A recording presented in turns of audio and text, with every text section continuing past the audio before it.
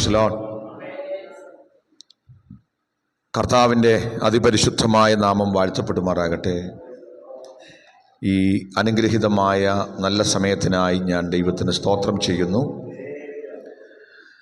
നമ്മുടെ ഉപവാസ പ്രാർത്ഥനയുടെ രണ്ടാമത്തെ ദിവസം ഈ ഈവനിങ് സെഷനിൽ ദൈവമുമ്പാകെ വന്നിരിക്കുന്ന എല്ലാ ദൈവജനത്തിനും യേശു കർത്താവിൻ്റെ വിലയേറിയ നാമത്തിൽ ഞാൻ സ്നേഹവന്ദനങ്ങൾ അറിയിക്കുന്നു.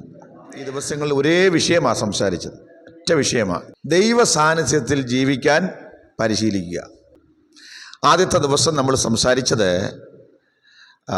ദൈവ സാന്നിധ്യമില്ലാത്ത നമ്മുടെ ഇന്നത്തെ തലമുറയുടെ ജീവിതം, അല്ലെങ്കിൽ ഇന്നത്തെ സഭയുടെ തകർന്ന ഒരു സാഹചര്യത്തെക്കുറിച്ചാണ് സംസാരിച്ചത്, അല്ലേ?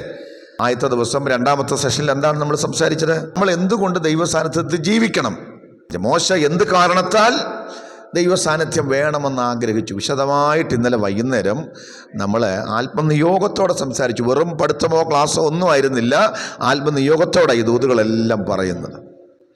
എന്നാൽ ഇന്ന് പകൽ നമ്മൾ സംസാരിച്ചത് എന്താ?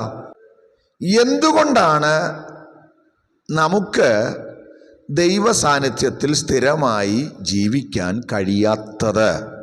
അതാണ് നമ്മൾ സംസാരിച്ചത്. എന്തുകൊണ്ടാണ് നമുക്കങ്ങനെ പറ്റാത്തത്? Price the Lord. അപ്പം ഈ മൂന്ന് വിഷയങ്ങളാണ് നമ്മൾ, മൂന്ന് കാര്യങ്ങൾ, ഒരേ വിഷയത്തിൻ്റെ മൂന്ന് കാര്യങ്ങളാണ് പറഞ്ഞത്. എന്നാൽ ഇന്ന് രാത്രി ദൈവത്തിന് നമ്മളോട് പറയാനുള്ളത്, എങ്ങനെ ദൈവസാന്നിധ്യത്തിൽ ജീവിക്കാൻ കഴിയും എന്നതും കൂടെ അറിയണ്ടേ?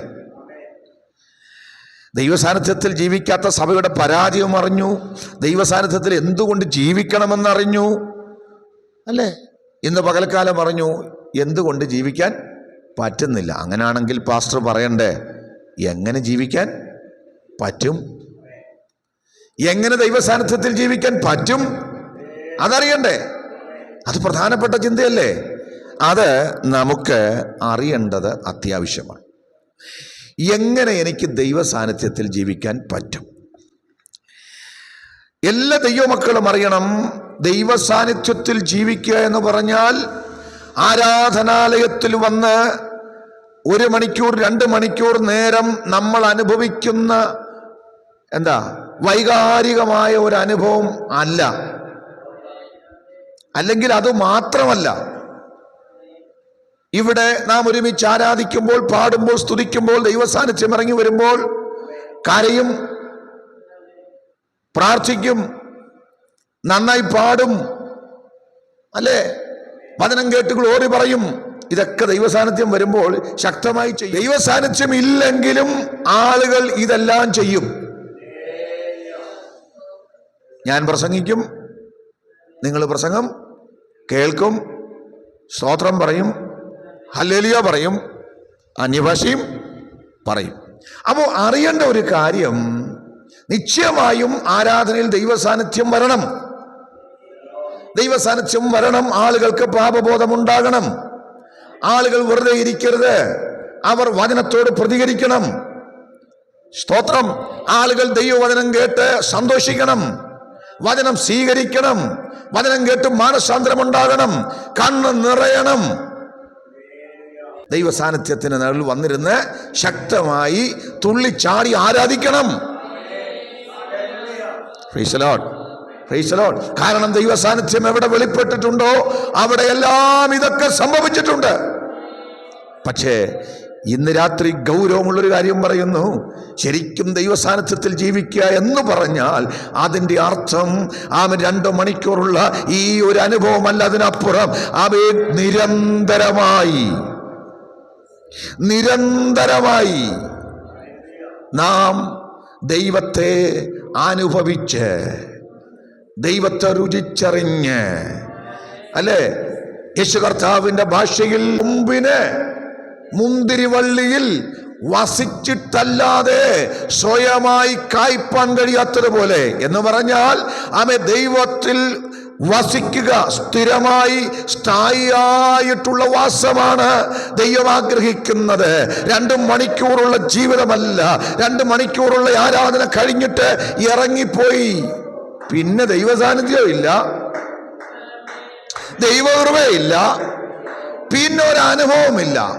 അപ്പോ പെന്തക്കോസ്തുകാരായ ആളുകൾ പറയുന്നത്, ഞങ്ങൾക്ക് ദൈവസാന്നിധ്യം ഉണ്ടായിരുന്നു, ഇന്ന് ആരാധനയ്ക്ക് പോയപ്പോൾ എന്തോ ഉണ്ടായിരുന്നു, ഭയങ്കര ദൈവത്തിൻ്റെ പ്രസൻസ് അനുഭവിച്ചു. പക്ഷേ ആശീർവാദം പറഞ്ഞപ്പോൾ എന്ത് ചെയ്തു? പ്രസൻസ് തീർന്നു. ഇപ്പോൾ ഉണ്ടോ? ഇപ്പോൾ ഇല്ല. ഇനി അടുത്ത യോഗത്തിന് വരുമ്പോഴേ ആ സാന്നിധ്യം അനുഭവിക്കാൻ പറ്റൂ. അയ്യോ, ഇതൊരു മണ്ടത്തരമാണ്, ഇതൊരു അറിവില്ലായ്മയാണ്. ഇങ്ങനെ നിങ്ങളെ ആരെങ്കിലും പറഞ്ഞു പഠിപ്പിച്ചിട്ടുണ്ടെങ്കിൽ ഇല്ല കേട്ടോ, ഇത് 2 മണിക്കൂറത്തേക്ക് വേണ്ടിയുള്ള സഹവാസമല്ല. സ്തോത്ര, കൊമ്പ് മുന്തിരിവള്ളിയിൽ വസിക്കുന്നത് അല്ല, 2 മണിക്കൂർ നേരത്തേക്കല്ല. അങ്ങനെ വസിക്കുന്നതിനൊന്നും ഫലം കഴിക്കാൻ പറ്റത്തില്ല. സ്ഥിരമായി സ്ഥായിയായി വസിക്കുന്നതാ ജീസസ്. അതാണ് ദൈവം നമ്മളെക്കുറിച്ച് ആഗ്രഹിക്കുന്നത്. ഹാനോക്ക് ദൈവത്തോട് കൂടെ നടന്നതുപോലെ ദൈവത്തോട് കൂടെ നിരന്തരമായി നടക്കുന്നതാ ദൈവ സാന്നിധ്യത്തിൽ ജീവിക്കുക എന്ന് പറയുന്നത്. Price the Lord. 2 മണിക്കൂറത്തേക്ക് നമ്മളെ ഒന്ന് വൈകാരികമായി സന്തോഷിപ്പിക്കുന്ന ഒരു അനുഭവം അല്ല. അപ്പോൾ തന്നെ ഞാൻ പറയട്ടെ, വൈകാരിക അനുഭവങ്ങളൊക്കെ ഉണ്ട്. പക്ഷേ ആരാധനാലയത്തിൻ്റെ ഗേറ്റ് കടന്നു പോകുമ്പോൾ ഇവിടെ തീരുന്ന വൈകാരികതയും ഇവിടെ തീരുന്ന ആത്മീയ സന്തോഷവുമാണ് നമുക്കെങ്കിൽ നമ്മൾ ആരും ദൈവസാന്നിധ്യത്തിൽ ജീവിക്കുന്നവരല്ല എന്ന് ഖേദത്തോടെ ഞാൻ പറയട്ടെ. ഇന്ന് രാത്രി ഈ ആലയത്തിനകത്തിരുന്ന് വചനം കേട്ട് പ്രാപിച്ച് സന്തോഷിച്ച് പോകുന്നവരോർത്തോണം, ഇത് നീ മരിക്കുന്നത് വരെ നിന്റെ കൂടെ ഉണ്ടാകണം. അവൻ നിന്നോടുകൂടെ ദൈവ സാന്നിധ്യം എപ്പോഴും ഉണ്ടാകണം. അവൻ നിന്റെ ജീവിതത്തിന്റെ എല്ലാ മേഖലയിലും പരിശുദ്ധ സാന്നിധ്യത്തെ അനുഭവിച്ച് ജീവിക്കണം. സ്തോത്രം. അങ്ങനല്ലേ വേണ്ടത്? അതല്ലേ ശരി? അല്ലെങ്കിൽ ഇതൊരു താൽക്കാലികമായ ഒരു ഇളക്ക പെരുക്കം മാത്രമായിട്ട് മാറില്ലേ? സത്യത്തിൽ ഇന്ന് അങ്ങനെയാണ് നടക്കുന്നത്. അതുകൊണ്ട് വലിയ പ്രശ്നമാണ്. നമ്മൾ അങ്ങനെ അല്ല നടക്കേണ്ടത്. നമുക്കൊരു വാക്യം വായിച്ചുകൊണ്ട് ആരംഭിക്കാം അല്ലേ? സ്തോത്രം. നമുക്ക് വായിക്കാം. ഗലാത്യ ലേഖനം 5-ാം അധ്യായത്തിൻ്റെ 16-ാമത്തെ വാക്യം. എല്ലാവർക്കും പരിചയമുള്ള വാക്യമാണ്. ഗലാത്യർ 5:16.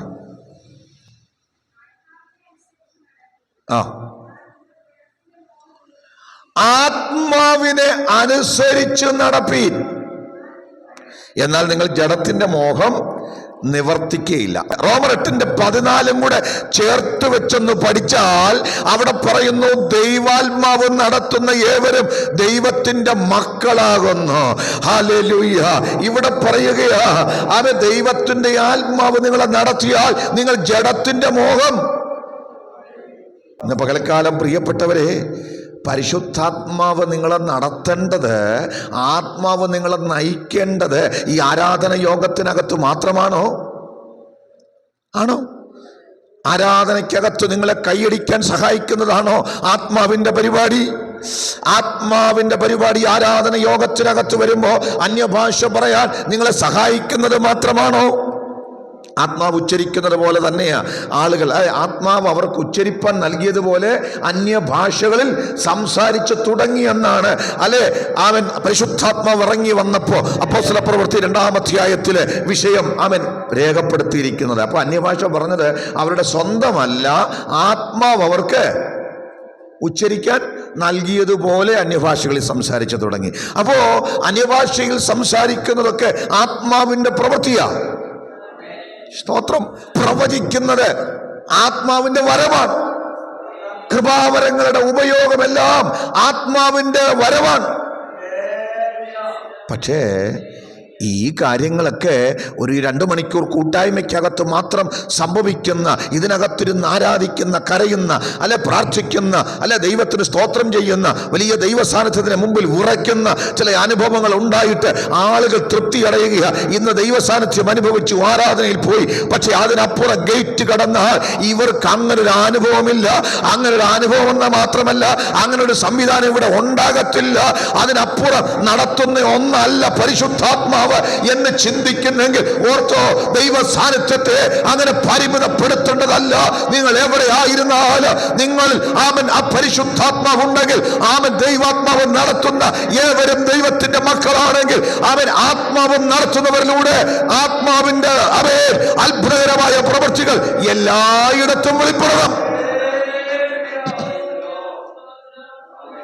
സ്തോത്രം, സ്തോത്രം.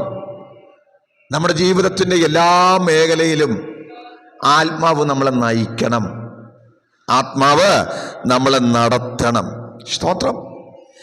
എപ്പോഴും ഇതുപോലുള്ള ആത്മീയമായ അനുഭവങ്ങൾ ഉണ്ടായി തൃപ്തിപ്പെടുക എന്നുള്ളതല്ല. നമ്മളതുകൊണ്ടാണ് പറയുന്നത്, ഇന്ന് ആരാധനയ്ക്ക് വന്ന ഒരു ആത്മീയ ഉണർവ് ഇല്ലായിരുന്നു. ചിലർ പറയും അല്ലേ, എന്താ കാര്യം? അവർക്ക് ഇന്ന് ആരാധിക്കാൻ പറ്റിയില്ല, സ്തോത്രം ചെയ്യാൻ. സത്യമാ, ചില സമയത്ത് ആരാധിക്കാൻ പറ്റത്തില്ല. കാരണം അന്തരീക്ഷത്തിൽ ചില പ്രതിസന്ധികളൊക്കെ ഉണ്ടാകും. സ്തോത്രം. എന്നാൽ ചില സമയം നന്നായി ആരാധിക്കാൻ പറ്റും. അതൊരു ഒരുക്കത്തിൻ്റെ ഭാഗമാണ്, ഞാൻ അതൊന്നും നിഷേധിക്കുന്നില്ല. പക്ഷെ ഒറ്റ കാര്യമേ ഉള്ളൂ, ഇവിടം കൊണ്ട് നിർത്തരുത്. ഒരാമൻ പറയുമോ? ഇവിടം കൊണ്ട് നിർത്തിയാൽ ദൈവ സാന്നിധ്യത്തെ നിങ്ങൾ ലിമിറ്റ് ചെയ്തു എന്നാ. നിങ്ങൾക്കൊരു കാര്യം അറിയാമോ? രഹസ്യം. ഏറ്റവും കൂടുതൽ പോരാട്ടം വരുന്നത് ഇതിനകത്തിരുന്ന് ആരാധിക്കുമ്പോഴാണോ? ആണോ വെച്ചാ? നിങ്ങളുടെ ജീവിതത്തിനെതിരെ വെല്ലുവിളി വരുന്നതെല്ലാം ആലയത്തിലിരിക്കുമ്പോഴാണോ? ഇവിടെ ഇരിക്കുമ്പോൾ മിക്കവാറും അവൻ വെളിയിൽ നിൽക്കും. അവനിങ്ങോട്ട് വരാൻ ചിലപ്പോൾ തോന്നുകയില്ല, പറ്റുകയില്ല. കാര്യം എന്നാ? ആരാധിക്കുന്നു, പ്രാർത്ഥിക്കുന്നു. ജനം ആത്മാവിൽ സ്തോത്രം ചെയ്ത് ആരാധിച്ച് നല്ല ആത്മീയ അന്തരീക്ഷത്തിൽ സ്തോത്രം ചെയ്ത് ആരാധിക്കുക. അവന് മനസ്സിലായി ഇതിനകത്ത് കയറി ഇപ്പോൾ അവളെ ഒന്നും ചെയ്യാൻ പറ്റുകയില്ല, വെളിയിലോട്ട് വരട്ടെ. വെളിയിലവൻ നോക്കിയിരിക്കുകയല്ലേ. പ്രതിസന്ധിയെല്ലാം വെളിയിലല്ലേ, പുറത്തല്ലേ. എൻ്റെ ചോദ്യം, ഈ പുറത്ത് ദൈവ സാന്നിധ്യം കൊണ്ടുപോകാൻ നിനക്ക് പറ്റത്തില്ലെങ്കിൽ ഇത് പിടികിട്ടിയോ മോനെ? പാപം വാതിൽക്കലല്ലേ. കയ്യനോട് എന്താ പറഞ്ഞത്? പാപം നിന്റെ വാതിൽക്കൽ കിടക്കുന്നു. നിനക്കെതിരെയുള്ള വെല്ലുവിളികൾ പുറത്തുണ്ട്. നിനക്കെതിരെ അല്ലെ പ്രശ്നങ്ങൾ പുറത്താ. ആലയത്തിനകത്തിരിക്കുമ്പോഴല്ല, ഇതിനകത്ത് നീ സേഫാ. ഇതിനകത്ത് ദൈവ സാന്നിധ്യമുണ്ട്. നീ പ്രാർത്ഥിച്ചുകൊണ്ടിരിക്കുകയല്ലേ, ആരാധിച്ചുകൊണ്ടിരിക്കുകയല്ലേ. പക്ഷേ ഇതിന് വെളിയിൽ ഒരു ലോകമില്ലേ? ഇതിന് വെളിയിൽ പോരാട്ടമില്ലേ? സ്തോത്രം. അവിടെയല്ലേ നീ പരീക്ഷിക്കപ്പെടുന്നത്, അവിടെയല്ലേ നീ തകരുന്നത്. ആലയത്തിനകത്ത് വന്നിരുന്നാണോ ആളുകൾ വീണുപോയത്? പാപം വന്നതൊക്കെ എവിടെ വെച്ചാ? ഇതിനകത്ത് വന്ന് പാപം വരുത്തില്ലെന്നൊന്നും ഞാൻ പറയുന്നില്ല. എങ്കിലും ആളുകളുടെ അകത്ത് പാപം വരുന്നത് എവിടെ വെച്ചാ? പുറത്താ. നീ പരാജയപ്പെടുന്നത് പുറത്താ. സ്തോത്രം. അപ്പോ ഈ അഭിഷേകത്തെ, ഈ ദൈവ സാന്നിധ്യത്തെ നിനക്ക് പുറത്തോട്ട് കൊണ്ടുപോകാൻ പറ്റുന്നില്ലെങ്കിൽ, സ്തോത്രം, നിന്റെ ഭവനത്തിനകത്ത് ഇത് നിനക്ക് അനുഭവിക്കാൻ പറ്റുന്നില്ലെങ്കിൽ, നിന്റെ ജോലി സ്ഥലത്ത് നിനക്കിത് അനുഭവിക്കാൻ പറ്റുന്നില്ലെങ്കിൽ, നിന്റെ പഠന സമയത്ത് ഇത് നിനക്ക് അനുഭവിക്കാൻ പറ്റുന്നില്ലെങ്കിൽ, സ്തോത്രം, ആളുകളുമായി സംസാരിക്കുമ്പോൾ ഈ ദൈവ സാന്നിധ്യം നിനക്ക് അനുഭവിക്കാൻ കഴിയുന്നില്ലെങ്കിൽ, ഗൗരവമായി ചിന്തിക്കണമേ. യേശുവിന്റെ അധികാരമുള്ള നാമത്തിൽ നിന്നെ വളരെ ഈസി ആയിട്ട്, വളരെ നിസ്സാരമായിട്ട് പിശാച് നിന്നെ വീഴ്ത്താൻ സാധ്യതയുണ്ട്. അവന് തകരാൻ സാധ്യതയുണ്ട്. ഇന്ന് രാത്രി വചനം കേൾക്കുന്നവർ ഓർത്തോണം, ഇതിനകത്തുള്ള കൈയടിയും ഇതിനകത്തുള്ള പ്രാർത്ഥനയും ഇതിനകത്ത് അനുഭവിക്കുന്ന ആത്മീക അനുഭവങ്ങളുമല്ല, അതിനപ്പുറമായി നീ ആയിരിക്കുന്ന മേഖലകളിലൊക്കെ ആത്മാവ് നിന്നെ നയിക്കാൻ തുടങ്ങിയാൽ, പിശാച് നിനക്ക് വിരോധമായി ഒരുക്കുന്ന ആയുധങ്ങൾ അവൻ പരാജയപ്പെടാൻ തുടങ്ങുക. നിന്റെ ജീവിതത്തിലൂടെ വെല്ലുവിളികൾ മാറിപ്പോകാൻ തുടങ്ങുക. അവൻ നിനക്ക് വിരോധമായി ഉണ്ടാക്കുന്ന ഒരു ആയുധവും ഫലിക്കാതെ വന്ന് അവൻ ആത്മാവ് നിങ്ങളെ നടത്തുമ്പോൾ, ആത്മാവ് നിങ്ങളെ നയിക്കുമ്പോൾ, ആത്മ സാന്നിധ്യത്തിൽ നിങ്ങൾ ജീവിക്കാൻ തുടങ്ങുമ്പോൾ പാപത്തിന്റെ കുഴികളിൽ നിന്ന്, പാപത്തിന്റെ കെണികളിൽ നിന്ന് നിങ്ങൾ രക്ഷപ്പെടും.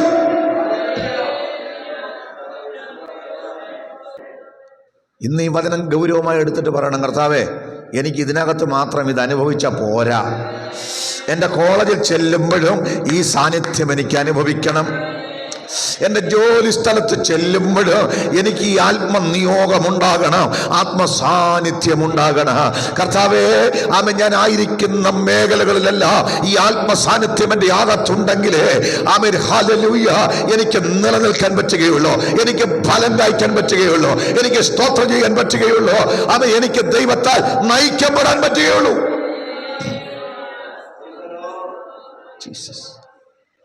സ്തോത്രം വളരെ പ്രധാനപ്പെട്ട കാര്യമാണ് കേട്ടോ, വളരെ പ്രധാനപ്പെട്ട കാര്യമാണ്. അതിന് എന്താ വേണ്ടത്? അതിനെന്താ വേണ്ടേ? ഇവിടെ നമ്മൾ എന്തുകൊണ്ട് ആരാധിക്കുന്നത്, പാടുന്നത്, പ്രാർത്ഥിക്കുന്നത്, സ്തോത്രം ചെയ്യുന്നത് എന്തുകൊണ്ടാ പറഞ്ഞേ? ഇവിടെ നമ്മൾ ദൈവാത്മാവിന് എന്താണ് നമ്മളങ്ങ് വിധേയപ്പെട്ടു കൊടുക്കുക. ഇവിടെ നമ്മൾ ആരാധിക്കാൻ നമ്മളെ തന്നെ എന്ത് ചെയ്തു? ഏൽപ്പിച്ചു. എല്ലാവരും അല്ല, ഇവിടെ വന്നിട്ടും ഏൽപ്പിക്കാത്തവരുണ്ട്, ഇവിടെ വന്നിട്ടും മസിൽ പിടിച്ചിരിക്കുന്നവരുണ്ട്, ഇവിടെ വന്നിട്ടും ആത്മാവിന് വിധേയപ്പെടുത്താത്തവരുണ്ട്, അവര് ഇതിനകത്തും ഇങ്ങനെ തന്നെ ഇരിക്കുന്നുമുണ്ട്. എന്നാലും മിക്കവാറും ആൾക്കാരൊക്കെ എന്ത് ചെയ്യും? ഇതിനകത്തൊരു സ്വതന്ത്രമായ ചിന്തയോടെ ഇരിക്കുന്നത്. കർത്താവേ, ഇന്ന് എന്നോടൊന്ന് സംസാരിക്കണമേ. ആമേൻ അല്ലേ? അങ്ങനെ ഇരിക്കുന്നവരില്ലേ? ഉള്ളവരെ സ്തോത്രം ചെയ്താട്ടെ. കർത്താവേ, ഇന്ന് എൻ്റെ ശരീരത്തെ നിനക്ക് തരികയാണെന്ന് ഉപയോഗിക്കണമേ. എൻ്റെ മേൽ നിന്റെ ആത്മാവൊന്ന് വരണമേ, എൻ്റെ മേൽ നിന്റെ സാന്നിധ്യം ഒന്ന് ഇറങ്ങി വരണമേ, എൻ്റെ മേൽ നിന്റെ ഒരു കൃപ വരണമേ. ഞാനിതാ എന്നെ നിന്റെ സന്നദ്ധയിൽ സമർപ്പിച്ചു തരികയാണെന്ന് പറഞ്ഞ് സമർപ്പണത്തോടെ അല്ലേ ഇരിക്കുന്നത്? അങ്ങനെ സമർപ്പണത്തോടെ ഇരിക്കുന്നത് കൊണ്ടല്ലേ ആത്മാവ് നിന്റെ മേൽ വരുന്നത്? സമർപ്പണത്തോടെ ഇരിക്കുന്നത് കൊണ്ടല്ലേ നീ അന്യഭാഷകൾ ആരാധിക്കാൻ ഇടയാകുന്നത്? സമർപ്പണത്തോടെ ഇരിക്കുന്നത് കൊണ്ടല്ലേ പരിശുദ്ധാത്മാവിന്റെ ആത്മീയ ശക്തി നീ അനുഭവിക്കുന്നത്?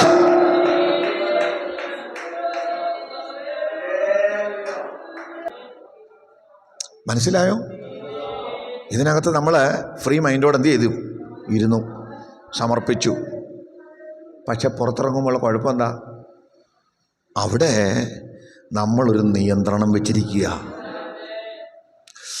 ഇത് സ്ഥലം ആരാധനാലയമല്ല. നമ്മളും ഈ ഇസ്രായേൽ ജനത്തെ പോലെയാ. ഞാൻ കഴിഞ്ഞ ആഴ്ച പറഞ്ഞില്ലേ, അവരുടെ മനസ്സിൽ ഒരു ചിന്ത ഉണ്ടായിരുന്നു, യഹോവയെ പാടേണ്ടത്, ദൈവത്തെ സ്തുതിക്കേണ്ടത് അന്യദേശത്തല്ല, യെരുശലേമിലാണ് പാടേണ്ടത്.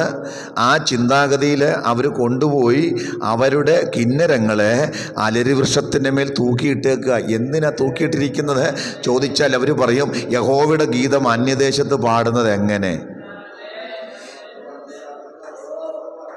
ഇത് വല്ലതും പിടികിട്ടിയോ? സ്തോത്രം, സ്തോത്രം. ദൈവത്തെ അറിയാത്ത ഇവൻ്റെ മുമ്പിൽ നിന്ന് ഞാനൊരു സ്തോത്രം പറഞ്ഞാൽ, ജീസസ്, യേശുവിനെ കുറിച്ച് അറിയാത്ത ഇവിടെ മുമ്പിൽ നിന്ന് ഞാനൊരു സ്തോത്രം പറഞ്ഞാൽ, എൻ്റെ ജോലി സ്ഥലത്ത് നിന്ന് ഞാനൊരു സ്തോത്രം പറഞ്ഞാൽ, ഇവരറിയത്തില്ലേ? ആമൻ, നാണക്കേടല്ലേ? ആമൻ, ഇവരെന്നെ കളിയാക്കത്തില്ലേ? എൻ്റെ ഐഡന്റിറ്റി റിവീൽ ചെയ്യപ്പെടില്ലേ? നാണക്കേടല്ലേ? ഞാനൊരു പെന്തിക്കോസ്തുകാരിയാണെന്ന്, ഞാനൊരു പെന്തിക്കോസ്തുകാരനാണെന്ന് ആളുകൾ അറിഞ്ഞാൽ നാണക്കേടല്ലേ?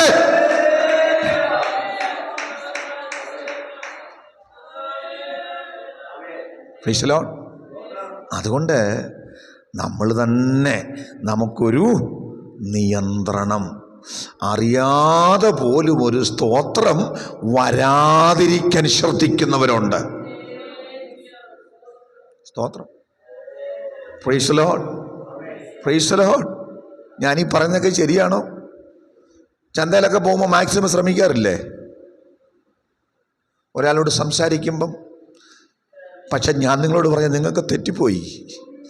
നിങ്ങൾ ആത്മാവിലാ ജീവിച്ചെങ്കിൽ, നിങ്ങളുടെ അകത്തൊരാത്മസാന്നിധ്യം ഉണ്ടായാൽ നിന്റെ ജീവിതം ദൈവം ഒത്തിരി പ്രയോജനപ്പെടുത്തിയേനെ. ഈ ദൂത് എത്ര വിരാഴമായി മനസ്സിലാക്കുന്നത് എനിക്കറിയാൻ വയ്യ. കേവലം പള്ളിക്കകത്തുള്ള ആത്മാവും പള്ളിക്കകത്തുള്ള ആരാധനയും ഇതിനകത്തുള്ള കയ്യടിയും ഇതിനകത്തുള്ള അന്യഭാഷയും കഴിഞ്ഞിട്ട് അതെല്ലാം മടക്കി ഇവിടെ വെച്ചേച്ച് അവൻ വേറൊരു ലോകത്ത് പോയി ജീവിക്കുകയാ. അവൻ ഇതുമായി ബന്ധമില്ലാത്തൊരു ജീവിയെ പോലെ, ഇതുമായിട്ടൊരു ബന്ധവുമില്ലാത്ത ആളുകളെ പോലെ നീ ജീവിക്കുന്നത് കൊണ്ട് ദൈവ സാന്നിധ്യത്തിൽ നിരന്തരം നിനക്ക് ജീവിക്കാൻ പറ്റാത്തത്. ദൈവത്തിന് ഏതെല്ലാം മണ്ഡലത്തിന് ഉപയോഗിക്കാമായിരുന്നറിയാമോ? ഏതെല്ലാം വ്യക്തികളോട് സംസാരിച്ചപ്പോ നീ ആത്മ സാന്നിധ്യത്തിൽ ജീവിച്ചിരുന്നെങ്കിൽ ആത്മാവിന് നിന്നെ വിധേയപ്പെടുത്തിക്കൊടുത്തെങ്കിൽ നിന്റെ നാവിനെ ദൈവം ഉപയോഗിച്ചേന്, നിന്റെ കരങ്ങളെ ദൈവം ഉപയോഗിച്ചേന്, നിന്റെ ചിന്തകളെ ദൈവം ഉപയോഗിച്ചേന്.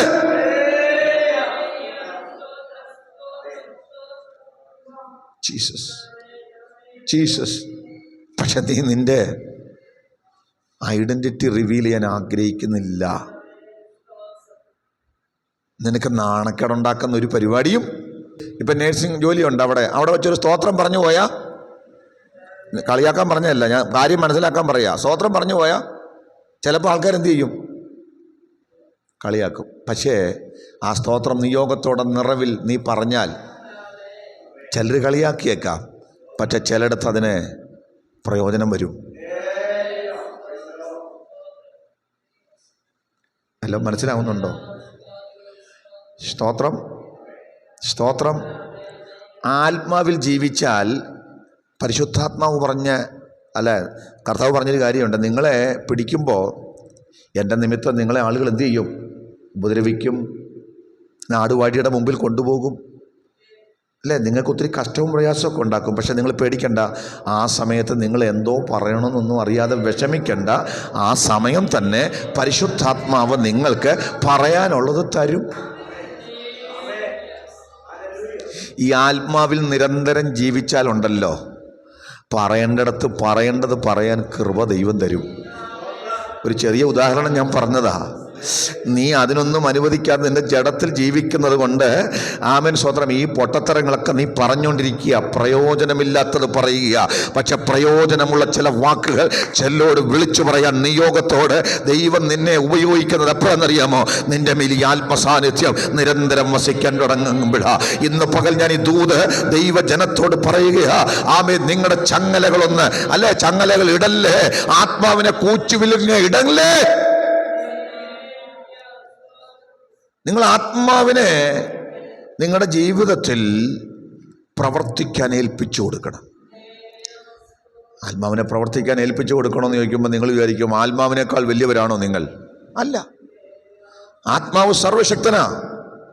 പക്ഷേ പരിശുദ്ധാത്മാവിൻ്റെ പ്രത്യേകത, പരിശുദ്ധാത്മാവ് സമർപ്പണത്തോടെ ഏൽപ്പിച്ചു കൊടുക്കുന്നവരിലാണ് പ്രവർത്തിക്കുന്നത്.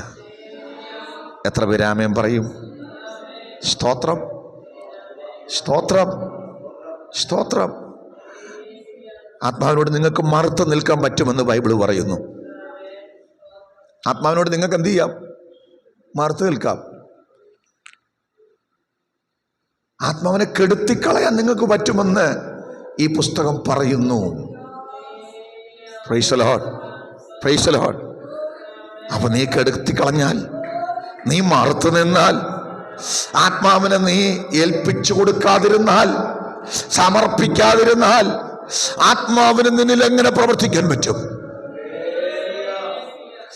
ഇന്ന് രാത്രി ദൈവജനം ഗൗരവമായി അറിയണം, എന്തുകൊണ്ട് നിരന്തരം നമുക്ക് ആത്മസാന്നിധ്യത്തിൽ ജീവിക്കാൻ കഴിയുന്നില്ല എന്ന് ചോദിച്ചാൽ, ആരാധനാലയത്തിനകത്ത് വരുമ്പോൾ നാം സമർപ്പിച്ചു കൊടുത്തതുപോലെ വെളിയിലിറങ്ങുമ്പോൾ സമർപ്പണമില്ല, വെളിയിലിറങ്ങുമ്പോൾ അവൻ ആത്മജീവിതം വേണ്ട, വെളിയിലിറങ്ങുമ്പോൾ അവൻ ആത്മസാന്നിധ്യമൊന്നും വേണ്ട.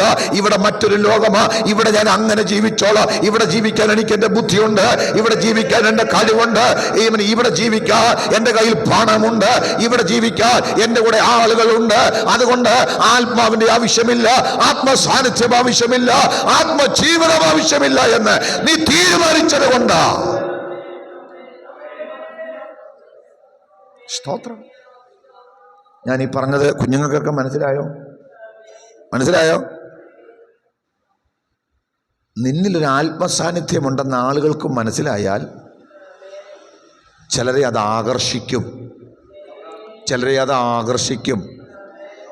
സ്തോത്രം. നീ പ്രാർത്ഥിക്കുന്ന ഒരു കുഞ്ഞാണെന്ന് നിന്നുള്ള ആത്മസാന്നിധ്യത്തെ ഒരാൾ തിരിച്ചറിഞ്ഞു. അതെങ്ങനെ തിരിച്ചറിയുന്നത്? നിന്നിലൂടെ ആ ആത്മസാന്നിധ്യം ആളുകൾ കാണുന്നത് എങ്ങനെ? നീ സ്വാതന്ത്ര്യം കൊടുക്കുമ്പോൾ, ആത്മാവിനെ ഏൽപ്പിച്ചു കൊടുക്കുമ്പോൾ, ആത്മാവ് നിന്നെ ഉപയോഗിക്കുമ്പോഴല്ലേ? അല്ലേ? ആത്മാവ് അങ്ങനെ ഉപയോഗിച്ചാൽ ഒരാളെ കാണുമ്പോൾ, ഞാൻ നേരത്തെ പറഞ്ഞു, ആത്മാവ് നമ്മോട് ഇടപെടും.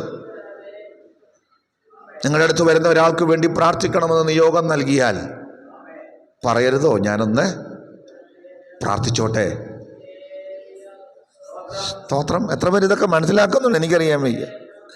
എൻ്റെ പൊന്നു ദൈവമക്കളെ, പെന്തിക്കോസ്തിൽ മുഴുവൻ ആലയത്തിനകത്തുള്ള ആത്മീയേ ഉള്ളൂ. ഇതിനപ്പുറത്ത് ആത്മീയം വേണ്ട. അതിനപ്പുറത്ത് നാം കൂച്ചുവിലങ്ങിട്ട് നിർത്തിയിരിക്കുക, വേണ്ട. അതുകൊണ്ടാ വെളിയിൽ അനുഭവിക്കാൻ പറ്റാത്തത്, ഈ സാന്നിധ്യം കുടുംബത്തിനകത്ത് അനുഭവിക്കാൻ പറ്റാത്തത്. അതാരുടെ കുഴപ്പമാ? ആത്മാവിൻ്റെ ആണോ? നോ, നമ്മുടെ കുഴപ്പമാ. ഇന്ന് തീരുമാനിച്ചിട്ട് പോകണം, കർത്താവേ, ഞാൻ എവിടെയായിരുന്നാലും നിന്റെ സാന്നിധ്യത്തിൽ ജീവിക്കണം. അതിന് ഞാൻ ആത്മാവിനെ എന്തു ചെയ്യും? എന്നെ തന്നെ വിട്ടുകൊടുക്കും. ശരീരം അങ്ങ് വിട്ടുകൊടുക്കും. കൊടുക്കുമോ? ഇവിടെ ആരാധിക്കാൻ ഏൽപ്പിക്കത്തില്ലയോ? എല്ലാവരുടെ കാര്യമല്ല കേട്ടോ. ചിലരൊക്കെ ശരിക്കും ഏൽപ്പിച്ചാൽ ആത്മാവ് എന്തു ചെയ്യും? പ്രവർത്തിക്കും. മതിൽ പിടിച്ചിരുന്നാൽ അവിടെ ഇരിക്കും. നമുക്ക് സ്വാതന്ത്ര്യമുണ്ട്. ദൈവം നമ്മളെ സ്വതന്ത്രരായിട്ട് തീരുമാനിച്ചത്. നിനക്ക് വേണേ സ്തോത്രം പറയാം. നിന്റെ വായ വിസ്താരത്തിൽ തുറക്ക. ഞാനതിനെ തുറന്ന് സ്തോത്രം പറയാം. അപ്പോൾ തന്നെ പറയാതിരിക്കാനും നിനക്ക് എന്തോ ഉണ്ട്? സ്വാതന്ത്ര്യമുണ്ട്. സ്തോത്രം. പക്ഷെ നീ തുറക്കാൻ തുടങ്ങിയാൽ നിറയ്ക്കുന്ന ഒരു ദൈവമുണ്ട്.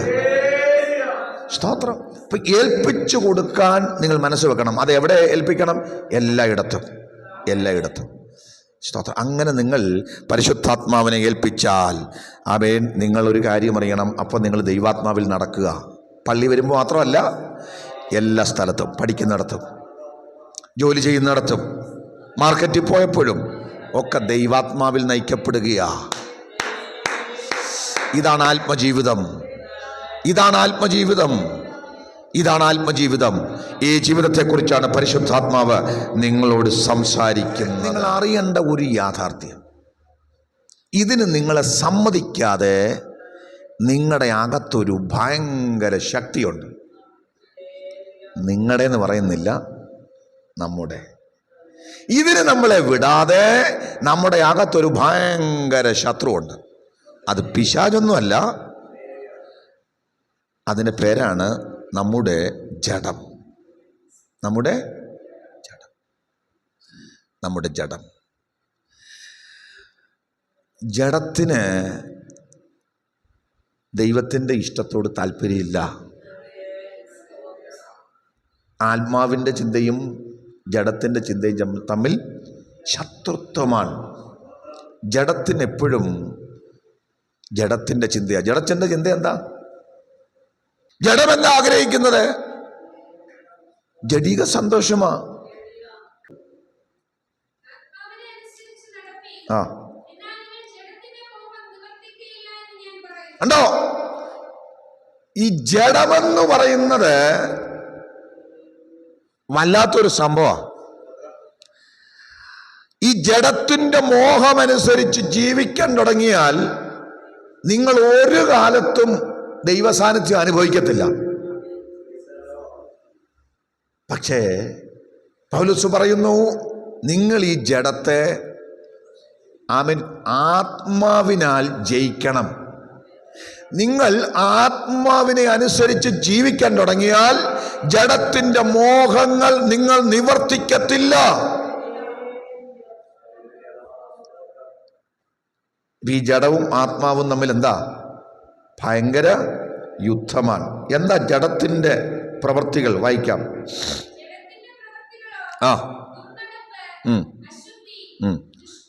കണ്ടോ?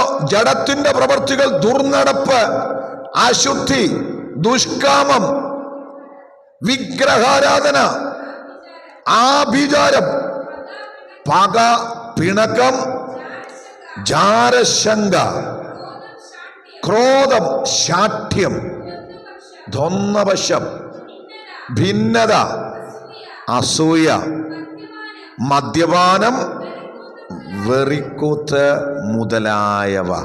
നോക്കിയേ, ഈ ലിസ്റ്റുകളൊക്കെ ആത്മീയൻ്റെ അകത്തുണ്ടോ? ദൈവമക്കളുടെ അകത്തുണ്ടോ ഇതൊക്കെ? പൊന്നുപാസ്റ്റർ, ഇതൊന്നും ഞങ്ങൾക്ക് ഇല്ല. ഈ പറഞ്ഞ സാധനമൊന്നും ഞങ്ങൾക്കില്ല. ഞങ്ങൾക്കെല്ലാം ആത്മാവിൻ്റെ ഫലമാണ്. ഞാൻ നിങ്ങളെ വിധിക്കുന്നില്ല, ആരെയും വിധിക്കുന്നില്ല.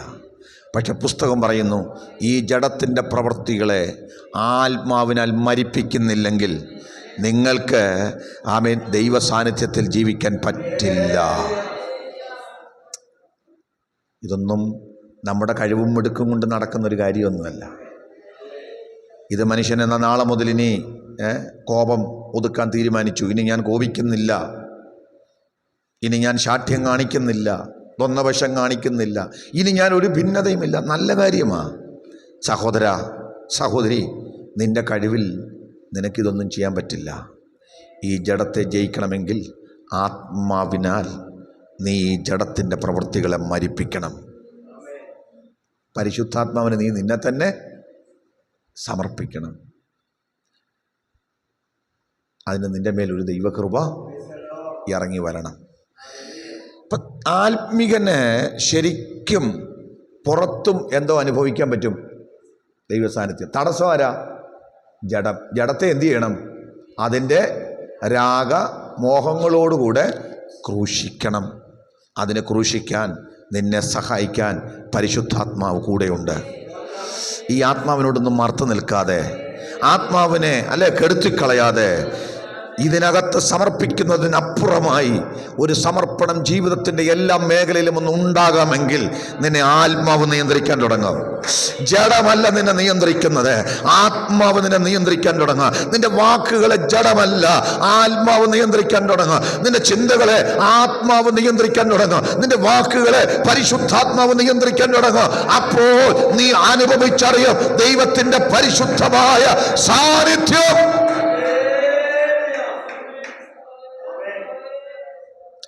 ഇപ്പം നമ്മുടെ ഈ ജഡത്തെ എന്ത് ചെയ്യണം? ക്രൂശിക്കണം. ഗലാത്യർ 5:24 പറയുന്നു, ക്രിസ്തു യേശുവിനുള്ളവർ ജഡത്തെ അതിൻ്റെ രാഗമോഹങ്ങളോടുകൂടെ ക്രൂശിച്ചിരിക്കുന്നു. നിങ്ങൾ അറിയേണ്ട ഒരു കാര്യം, ഈ ജഡത്തെ നമ്മൾ ക്രൂശിക്കുന്നത് ഒരിക്കലായിട്ട് ചെയ്യുന്ന പ്രവൃത്തിയല്ല. വിശ്വാസത്തിൽ വന്നു ഇന്ന് മുതൽ ഞാൻ ജഡത്തെ ക്രൂശിച്ചിരിക്കുകയാണെന്ന് പറഞ്ഞാൽ പറ്റില്ല, ആണി ഊരി പോരും. അത് നമുക്ക് തന്നെ അറിയാം. എത്രയോ തവണ ഊരി വന്നച്ചാ അല്ലേ? അല്ലെ ആൾക്കാർ പറയത്തില്ലേ, ഇടയ്ക്ക് എന്തു ചെയ്യും, നമ്മുടെ തനി സ്വഭാവം പുറത്തു വരാറില്ലയോ ചാ? ഒറ്റ ദിവസം കൊണ്ടൊക്കെ ഇതൊക്കെ അങ്ങ് മാറുമോ? ഇല്ല. പകരം ഈ ക്രൂശിക്കൽ നടക്കുന്നത് ദിവസേന നടക്കണം. കർത്താവ് പറഞ്ഞത് ഇങ്ങനെയാ, ലൂക്കോസ് 9:23, ഒരുത്തൻ എന്നെ അനുഗമിക്കാൻ ഇച്ഛിച്ചാൽ ക്രൂശ് എടുത്തുകൊണ്ട് എല്ലാ ദിവസവും എടുക്കണോ ചായ ക്രൂശ്? എല്ലാ ദിവസവും ക്രൂശിൽ സമർപ്പിക്കണം. കർത്താവേ, എൻ്റെ കോപ സ്വഭാവത്തെ ഞാനിന്ന് ക്രൂശിക്കുകയാ. ആ ക്രൂശിൽ കർത്താവേ, അങ്ങ് ക്രൂശിക്കപ്പെട്ടതുപോലെ ഞാൻ എൻ്റെ പഴയ മനുഷ്യനെ ക്രൂശിക്കുകയാണ്. ഇതെല്ലാ ദിവസവും പറയുകയും എല്ലാ ദിവസവും അതിൻ്റെ മേൽ ജയമെടുക്കുകയും ചെയ്യണം. സ്തോത്രം. ഇതിന് നിങ്ങൾക്ക് താല്പര്യം, ഉപവാസം എന്തിനാണെന്നറിയാമോ? ശരിക്കും പറഞ്ഞാൽ ശരിക്കും ഉപവാസം ജോലി കിട്ടാനും വീട് കിട്ടാനും ഒന്നുമല്ല. നമ്മുടെ അടിസ്ഥാന പ്രശ്നം ദൈവ സാന്നിധ്യമില്ല എന്നുള്ളതാണ്. ആ ദൈവ സാന്നിധ്യത്തെ മാറ്റുന്നത് നമ്മുടെ ജഡമാണ്. അതുകൊണ്ട് ഉപവാസം എന്തിനാ? ഈ ജഡത്തെ ക്രൂശിക്കാനുള്ള കൃപ ലഭിക്കാൻ വേണ്ടി ആയിരിക്കണം. കർത്താവേ, എനിക്ക് ആമേൻ സ്തോത്രം, ഇങ്ങനെ ഒരു സ്വഭാവമുണ്ട്, എനിക്കറിയാം. ആ സ്വഭാവമാണ് എൻ്റെ അകത്തുള്ള ആത്മസാന്നിധ്യത്തെ ആമേൻ തകർക്കുന്നത്. ഞാനതിനു വേണ്ടി ഉപവസിച്ച് പ്രാർത്ഥിക്കുക. ഞാൻ ക്രൂശിൻ്റെ അടുത്തിലേക്ക് വരികയാണ്. പരിശുദ്ധാത്മാവിനെ എന്നെ സമർപ്പിക്കുക. നിരന്തരം ഈ ജഡത്തോട് നാം പോരാടിക്കൊണ്ടിരിക്കണം. ഒരു കാര്യം ഞാൻ പറയാം, ക്രിസ്തുയേശുവിനുള്ളവർ ജഡത്തെ അതിൻ്റെ രാഗമോഹങ്ങളോടുകൂടെ ക്രൂശിച്ചിരിക്കുന്നു. നിങ്ങൾ ആമേൻ അതിന് താല്പര്യപ്പെട്ട് ഇറങ്ങി വരാമെങ്കിൽ ദൈവം നിങ്ങൾക്കത് സാധിപ്പിച്ചു തരാം. ക്രിസ്തുയേശുവിൽ ഞങ്ങളെ ജയോത്സവമായി നടത്തുന്ന ദൈവത്തിന് സ്തോത്രം. ആമേൻ. ഒരു വ്യക്തി തങ്ങളുടെ ജീവിതത്തിലെ പാപത്തെ മനസ്സിലാക്കി, തൻ്റെ ബലഹീനതയെ മനസ്സിലാക്കി, തൻ്റെ കുറവിനെ മനസ്സിലാക്കി, ദൈവമേ, ഈ പാപത്തിൽ നിന്ന്, ഈ അശുദ്ധിയിൽ നിന്ന്, ഈ വലിയ പ്രതിസന്ധിയിൽ നിന്ന് എനിക്കൊരു ജയം നൽകണമേ. എനിക്ക് കഴിവില്ല കർത്താവേ, എനിക്കതിന് പറ്റില്ല കർത്താവേ, നീ എന്നെ സഹായിക്കണമെന്ന് പറഞ്ഞ് സമർപ്പിച്ചു കൊടുത്താൽ നിശ്ചയമായും ആ പാപത്തിന്റെ സ്വഭാവത്തെ, ആ അശുദ്ധിയുടെ മണ്ഡലത്തെ ജയിക്കാൻ ദൈവം നിനക്ക് കൃപ നൽകും. സ്തോത്രം. അതാണ് ഈ പോരാട്ടം. അതെല്ലാ ദിവസവും ചെയ്യണം. ജഡം പറയും ക്ഷമിക്കണ്ടെന്ന് പറയും, ആത്മാവ് പറയും ക്ഷമിക്കണം, ക്ഷമിക്കണം, അല്ലേ? ജഡം പറയും ക്ഷീണമാ, പ്രാർത്ഥിക്കണ്ട. ജഡമോ ബലഹീനം, പക്ഷെ ഒരുക്കമുള്ള ആത്മാവ് പറയും പ്രാർത്ഥിക്കണം. സ്തോത്രം. അപ്പൊ ആരെ അനുസരിക്കണമെന്നാ? ആത്മാവിനെ അനുസരിച്ച്. അപ്പൊ നമ്മുടെ അടിസ്ഥാനപരമായ പരാജയം എന്തുവാ? ആ അനുസരണക്കേടാ. നമ്മൾ ആരെ അനുസരിക്കുന്നേ? ജഡം പറഞ്ഞതങ്ങ് ശരി പ്രാർത്ഥിക്കണ്ടെന്ന് ജഡം പറഞ്ഞു, എന്തു ചെയ്തു? മാത്തനിതാ മലന്നു. പക്ഷെ ആത്മാവ് പറഞ്ഞു പ്രാർത്ഥിക്കേ. ആത്മാവ് പറഞ്ഞ് എഴുന്നേറ്റ് പ്രാർത്ഥിക്കാൻ തുടങ്ങിയാൽ ആമേൻ, ജഡത്തെ അതിജീവിക്കാനുള്ള കൃപ ആത്മാവ് തരും. എത്ര പേരിന്ന് ദൂത് മനസ്സിലാക്കുന്നുണ്ട്? ആത്മാവിനെ അനുസരിച്ച് ഒരു ചുവട് മുന്നോട്ട് വെക്കാൻ തയ്യാറായാൽ നിന്റെ ജഡം അവിടെ പരാജയപ്പെടും. ഇന്ന് പകൽ ആലയത്തിനകത്ത് വന്നു ആരാധിക്കാനും സ്തോത്രം ചെയ്യാനും ഒക്കെ വയ്യ, ക്ഷീണമാ.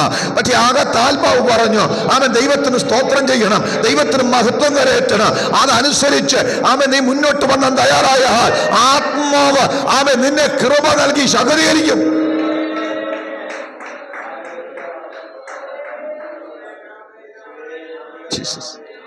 ഇതാ സത്യം, ഇതാ ഭയങ്കര സത്യം.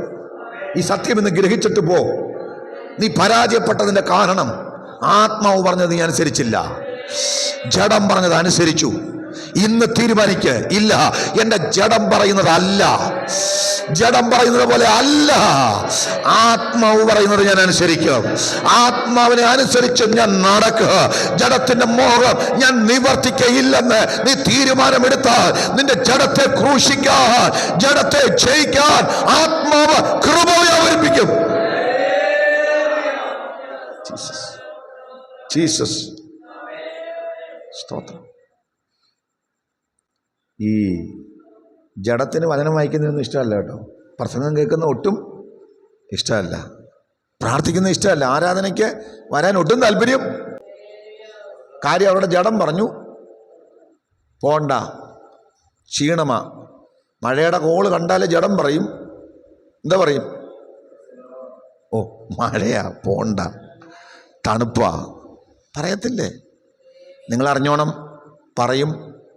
പക്ഷെ ആത്മാവ് പറയും പോണം, ദൈവത്തെ ആരാധിക്കണം, കർത്താവിനെ ആരാധിക്കേണ്ട സമയമാണ്. സ്തോത്രം. അതങ്ങ് അനുസരിച്ചാൽ ജഡം അവിടെ അങ്ങ് തീരും. അതങ്ങ് അനുസരിച്ചാൽ ജഡം അവിടെ പത്തി അങ്ങ് മടക്കും. സ്തോത്രം, സ്തോത്രം, സ്തോത്രം. ഇങ്ങനെ അനുസരിക്കണമെങ്കിൽ, ആത്മാവിനെ അനുസരിക്കണമെങ്കിൽ നമ്മുടെ അകത്ത് വചനം വസിക്കണം. ഈ ജഡം എപ്പോഴും പിശാചിൻ്റെ ഒരു കമാൻഡൊക്കെയാ. ജഡമെന്ന് പറയുന്നത് സ്വയം മഹത്വപ്പെടുത്തുന്നതാ. ജഡത്തിൻ്റെ ചിന്ത ദൈവത്തോട് ശത്രുത്വമാ. അപ്പം ജഡത്തെ പിശാച് വല്ലാതെ എന്ത് ചെയ്യും? കൺട്രോൾ ചെയ്യും. അപ്പോൾ നമ്മളിതിനെ ജയിക്കുന്നത് എങ്ങനെയാ? വചനം വസിക്കണം അകത്ത്. നിരന്തരം ദൈവത്തിൻ്റെ വചനം നിങ്ങളുടെ അകത്ത് വസിക്കാൻ തുടങ്ങിയാൽ, എൻ്റെ വചനം നിങ്ങളിൽ വസിച്ചാൽ, അല്ലേ? ഇപ്പം നമ്മൾ സത്യം അറിയണം, സത്യത്താൽ നിലനിൽക്കണം. ദൈവത്തിൻ്റെ വചനമാണ് നമ്മളെ ജീവിപ്പിക്കുന്നത്. സ്തോത്രം. വചനത്തിൽ വസിക്കണം. യോഹന്നാൻ 15:7 വായിച്ചേ. നിങ്ങൾ എന്നിലും എൻ്റെ വചനം നിങ്ങളിലും വസിച്ചാൽ. ഉണ്ടോ? പ്രാർത്ഥനയോടുള്ള ബന്ധത്തിൽ പറയാം, നിങ്ങൾ ഇച്ഛിക്കുന്നത് എന്തെങ്കിലും അപേക്ഷിപ്പീൻ, അത് നിങ്ങൾക്ക് കിട്ടും. അച്ഛാ, കർത്താവ് പറയാം എൻ്റെ വചനം നിങ്ങളിൽ വസിക്കണം. അപ്പോൾ നിനക്ക് പ്രാർത്ഥിക്കാൻ തോന്നും. വചനം വസിക്കുന്നവൻ എന്ത് ചെയ്യും? പ്രാർത്ഥിക്കും. കാരണം അവനറിയാം, വചനം വസിക്കുന്നവനറിയാം പ്രാർത്ഥിച്ചാൽ എന്തോ ഉണ്ട്? ഒരു വിടുതലുണ്ട്. ജഡം പറയും പ്രാർത്ഥിക്കണ്ട, വിടുതലൊന്നും ഇല്ല. പിടികിട്ടിയോ? പിടികിട്ടിയോ? വചനം വസിക്കണം. അങ്ങനെ വസിച്ചാൽ നീ പ്രാർത്ഥിക്കും. പ്രാർത്ഥിച്ചാൽ അത് നിനക്ക് ലഭിക്കും. അപ്പം വചനം അറിയാവുന്നതിനറിയാം എന്തോ ചോദിക്കണം. ദൈവഹിതമുള്ളത് ചോദിക്കും. ദൈവഹിത പ്രകാരം പ്രാർത്ഥിക്കുമ്പോൾ പ്രാർത്ഥിച്ചത് ലഭിക്കും. പക്ഷെ നീ ജഡം എന്താ പറയുന്നത്? ഓ വേണ്ട, കുറച്ചു നേരം കിടന്ന് ഉറങ്ങ്, ക്ഷീണമല്ലേ. സ്തോത്രം. പലരെയും ഇങ്ങനെ ക്ഷീണിപ്പിക്കുക. കാര്യം എന്താ?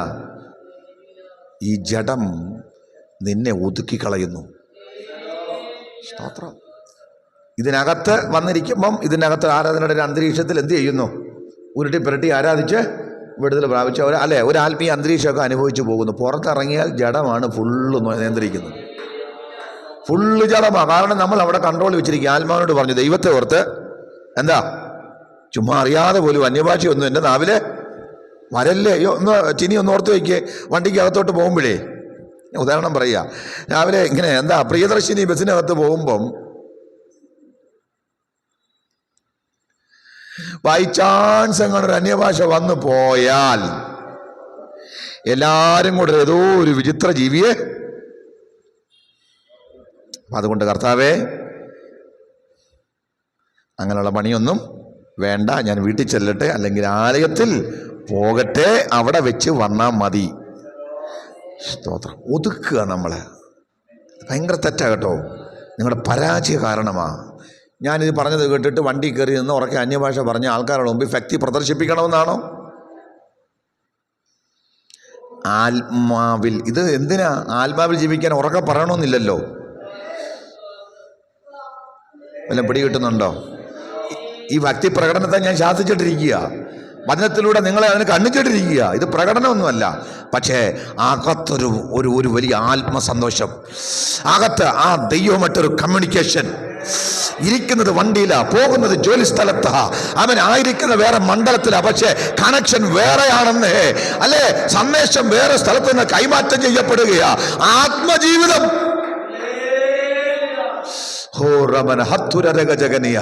അങ്ങനെയുള്ളവരെ ദൈവം ഉപയോഗിക്കാൻ പോകുക. അവരുടെ ജഡം ക്രൂശിക്കപ്പെട്ടിരിക്കുക, അവരുടെ ജഡം ഒതുങ്ങിയിരിക്കുക. ആത്മനിയന്ത്രിത ജീവിതം, വചനം വസിക്കുന്ന ജീവിതം. അപ്പോൾ ഇത് നടക്കണമെങ്കിൽ വചനം നമ്മളിൽ എന്ത് ചെയ്യണം? വസിക്കണം. രണ്ടാമത്തെ കാര്യം, അച്ഛാ മാനസാന്തരപ്പെടണം. അച്ഛാ മാനസാന്തരപ്പെടണം എന്ന് പറഞ്ഞാൽ ഒരു പാപത്തെക്കുറിച്ച്, ഒരു കുറ്റത്തെക്കുറിച്ച് ആത്മാവ് ബോധ്യപ്പെടുത്തിയാൽ അപ്പോൾ മാനസാന്തരപ്പെടണം. എപ്പോഴാ? അന്നേരം. പാപം സംഭവിച്ചാൽ, കുറവ് വന്നാൽ, ബലഹീനത വന്നാൽ, ഒരു വാക്കു പറഞ്ഞാൽ, ആത്മാവ് ഓർമ്മിപ്പിച്ചാൽ, ബോധം വന്നാൽ അന്നേരം. 1 യോഹന്നാൻ 1:9.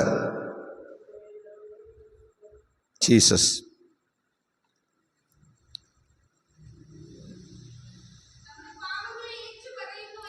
നമ്മുടെ പാപങ്ങളെ ഏറ്റുപറയുന്നുവെങ്കിൽ അവൻ നമ്മുടെ പാപങ്ങളെ ക്ഷമിച്ച് സകല അനീതിയും പോക്കി നമ്മെ ശുദ്ധീകരിക്കാൻ തക്കവണ്ണം വിശ്വസ്തനും നീതിമാനുമാകുന്നു. കേട്ടോ?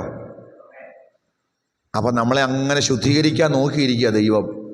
നീ എപ്പോ പറഞ്ഞാലും ശുദ്ധീകരിക്കുക. അപ്പൊ ശുദ്ധീകരിച്ചു കഴിഞ്ഞാൽ പിന്നെ എന്തോ ഉണ്ടാവും? ആ കൂട്ടായ്മ അങ്ങ് തുടരും. പക്ഷെ നമ്മൾ ലേറ്റാക്കിയാൽ കൂട്ടായ്മ കട്ടായിപ്പോയി, സാന്നിധ്യം കട്ടായിപ്പോയി. അതുകൊണ്ട് നിരന്തരം ആത്മസാന്നിധ്യത്തിൽ ജീവിക്കണമെങ്കിൽ പാപം വന്നാൽ, കുറവ് വന്നാൽ, ബലഹീനതകൾ എന്തെങ്കിലും വന്നാൽ അപ്പോൾ നിരപ്പാകണം, അപ്പോൾ അനുസരിച്ചേക്കണം. ഞാൻ വാക്കുകളെ അവസാനിപ്പിക്കുക. ഇന്ന് രാത്രി ദൈവം ആഗ്രഹിക്കുന്നത് ഈ ചെറിയ കൂട്ടായ്മയ്ക്കകത്തിരുന്ന് ആത്മാവിൽ സന്തോഷിക്കുന്നവരായി ജീവിക്കാനല്ല. ഇതിന് പുറത്തേക്ക് നമ്മുടെ ആത്മാവിൻ്റെ ജീവിതം പോകട്ടെ. എല്ലാ കണ്ണുകളും ഒന്ന് അടച്ചാട്ടെ ദൈവം പാകെ. ഓ ഹല്ലേലൂയ, ഹല്ലേലൂയ, ഹല്ലേലൂയ. ഇന്ന് പകൽക്കാലം ദൈവത്തിൻ്റെ ആത്മാവ് വ്യക്തിപരമായി നിങ്ങളോട് സംസാരിച്ചു എന്ന് ഞാൻ ചിന്തിക്കുകയാണ്. ഈ വചനം വായിച്ചപ്പോൾ എനിക്ക് മനസ്സിലായി, ആമേൻ, ഞാൻ വ്യക്തിപരമായി എന്നോട് തന്നെ പറഞ്ഞ ചില കാര്യങ്ങളുണ്ട്. ഹല്ലേലൂയ, ആമേൻ, സ്തോത്രം. കർത്താവേ, എൻ്റെ ആത്മീയ അനുഭവങ്ങളൊക്കെ ആമേൻ ആലയത്തിനകത്തോ അല്ലെങ്കിൽ പരിമിതമായ സമയത്തോ സാഹചര്യങ്ങളിലോ മാത്രമാണല്ലോ. അതിനപ്പുറത്തേക്ക് ആത്മാ ആത്മാവിൽ ജീവിക്കാൻ എനിക്ക് കഴിയുന്നില്ലല്ലോ, ദൈവ സാന്നിധ്യം അനുഭവിച്ച് ജീവിക്കാൻ എനിക്ക് കഴിയുന്നില്ലല്ലോ. എവിടെയൊക്കെയോ ഞാൻ ചില നിയന്ത്രണങ്ങൾ ഏർപ്പെടുത്തിയിരിക്കുന്നു, എവിടെയൊക്കെയോ ഞാൻ തന്നെ ആത്മാവിനൊരു നിയന്ത്രണം ഏർപ്പെടുത്തിയിരിക്കുന്നു. ഇന്ന് പകൽക്കാല ആ നിയന്ത്രണങ്ങളെ പൊട്ടിച്ചു കളയണമേ. ഞാൻ ഇന്ന് പകൽക്കാലം എന്നെ സമർപ്പിക്കുകയാ. എന്റെ ജീവിതത്തിന്റെ എല്ലാ മേഖലയിലും ആത്മാവേ അങ്ങയാൽ നയിക്കപ്പെടുന്ന അനുഭവം അതെനിക്ക് നൽകണമേ കർത്താവേ. എല്ലാ സ്ഥലത്തും എന്നോടൊപ്പം വരണമേ. എല്ലാ മേഖലയിലും എന്നെ നിയന്ത്രിക്കണമേ കർത്താവേ. ഞാൻ എന്നെ സമ്പൂർണമായി സമർപ്പിക്കുകയാ കർത്താവേ. ജഡവും ആത്മാവും തമ്മിലുള്ള യുദ്ധത്തിൽ, പോരാട്ടത്തിൽ ഞാൻ ആത്മാവ് പറഞ്ഞതനുസരിക്കും. ജഡം പറഞ്ഞതനുസരിച്ച് ഞാൻ ജീവിക്കില്ല. ആത്മാവിന് ഞാൻ എന്നെ തന്നെ സമർപ്പിക്കും. കർത്താവേ, അങ്ങയുടെ വചനം എന്നിൽ വസിക്കാൻ ഞാൻ അവിടുത്തെ വചനത്തിൽ വേരൂന്നും, വചനത്തെ ധ്യാനിക്കും, വചനമനുസരിച്ച് ഞാൻ ജീവിക്കും. ഹല്ലേലൂയ. കുറവുകളെക്കുറിച്ചും പാപത്തെക്കുറിച്ചും ബോധ്യം വന്നാൽ ആ നിമിഷം ഞാനത് ഏറ്റുപറഞ്ഞുപേക്ഷിക്കും. Hallelujah, hallelujah. ഇന്ന് പകൽക്കാല സ്തോത്രം. എന്നെ തന്നെ സമർപ്പിക്കുന്നു. ഓരോരുത്തരും ഒന്ന് സമർപ്പിച്ചു കൊടുത്താട്ടെ. നിങ്ങൾ ഇങ്ങനെ സമർപ്പിച്ചാൽ കേവലം ആലയത്തിനകത്തുള്ള ഒരു ആത്മാനുഭവമല്ല, അതിനപ്പുറത്ത് പരിശുദ്ധ സാന്നിധ്യം അനുഭവിച്ച് ജീവിക്കുവാൻ കർത്താവ് നിങ്ങളെ അനുഗ്രഹിക്കും. ദൈവം നിങ്ങളെ ഉപയോഗിക്കാൻ തുടങ്ങും. നിങ്ങളുടെ വാക്കുകളെ ഉപയോഗിക്കാൻ തുടങ്ങുക, നിങ്ങളുടെ ചിന്തകളെ ഉപയോഗിക്കാൻ തുടങ്ങുക. നിങ്ങളെ ദൈവം അവിടുത്തെ രാജ്യത്തിന് വേണ്ടി ഉപയോഗിക്കാൻ തുടങ്ങും. നിങ്ങൾക്ക് വിരോധമായി ശത്രു ഒരുക്കുന്ന കെണികളൊക്കെ അങ്ങ് പുറത്തല്ലേ. ആ പുറത്തെ കെണികൾ അതിൻ്റെ നടുവിൽ നിങ്ങൾ തകർന്നു പോകില്ല. കാരണം ഇത് ആലയത്തിനകത്ത് മാത്രമുള്ള ആത്മസാന്നിധ്യമല്ല. പുറത്തിറങ്ങിയാലും എവിടെയായിരുന്നാലും ആത്മാവിൽ നയിക്കപ്പെടുന്നവരായി ഇന്ന് കർത്താവ് നമ്മളെ അനുഗ്രഹിക്കുമാറാകട്ടെ. വചനം കേട്ട എല്ലാവരെയും അങ്ങനെ സ്തോത്രം ദൈവാത്മാവിൽ നയിക്കപ്പെടുന്ന, നിരന്തരം ആത്മസാന്നിധ്യം അനുഭവിച്ച് ദൈവ സാന്നിധ്യത്തിൽ ജീവിക്കുന്ന അനുഗ്രഹിക്കപ്പെട്ട അനുഭവത്തിലേക്ക് എല്ലാവരെയും ദൈവം കൊണ്ടുപോകട്ടെ. അതിനുവേണ്ടി ഒരുക്കട്ടെ എന്ന് പറഞ്ഞുകൊണ്ട് വാക്കുകളെ ചുരുക്കും.